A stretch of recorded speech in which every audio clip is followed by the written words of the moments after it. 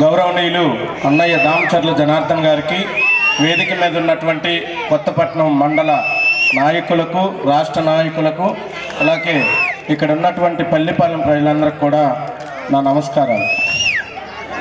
Telugu Desam party అధికారంలో ఉన్నప్పుడు ఏదైతే అభివృద్ధితో కొత్తపట్నం మండల ప్రజల మనసు గెలుచుకున్నటువంటి అన్న దామచర్ల జనార్దన్ గారికి రుణపడేలా తెలుగుదేశం పార్టీకి ప్రతి ఊరు, ప్రతి పల్లె, ప్రతి టౌను రుణపడి ఉంటే కేవలం తెలుగుదేశం పార్టీ కానీ జనార్దన్ అన్న కానీ ఈ పల్లిపాలెం గ్రామానికి రుణపడి ఉండాలి.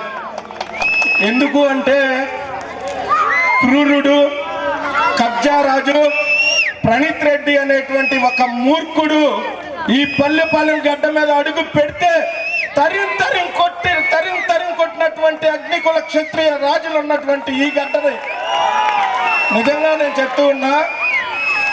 చిన్నప్పటి నుంచి నేను ఇక్కడ కూడా కొంతకాలం ఉండాల్సి వస్తే మా ఇష్టాత్తమ్మ ఇంట్లో అందరూ చాలా కలిసికట్టుగా ఉంటారు, ఒక మాట మీద వెళ్తారు, ఏదన్నా సమస్య ఉంటే ఒక్కటిగా కూర్చొని ఆ సమస్యని పరిష్కరిస్తారు అనేది నేను చాలా చోట్ల విన్నాను. కానీ ఇక్కడ తెలుగుదేశం పార్టీ కోసం ప్రాణమైన ఇస్తాం, దామచర్ల జనార్దన్ అన్న గెలిపించుకుంటామని చెప్పేటటువంటి ఈ పల్లిపాలెం గ్రామ ప్రజలందరికీ పాదాభివందనం చేస్తూ దామచర్ల జనార్దన్ గారిని గెలిపించుకోకపోతే మరో రాక్షస పాలనతోటి, మరో దౌర్భాగ్యమైనటువంటి బాలినేని శ్రీనివాసన్ రెడ్డిని గెలిపించుకొని మనం అన్యాయం అయిపోతామా?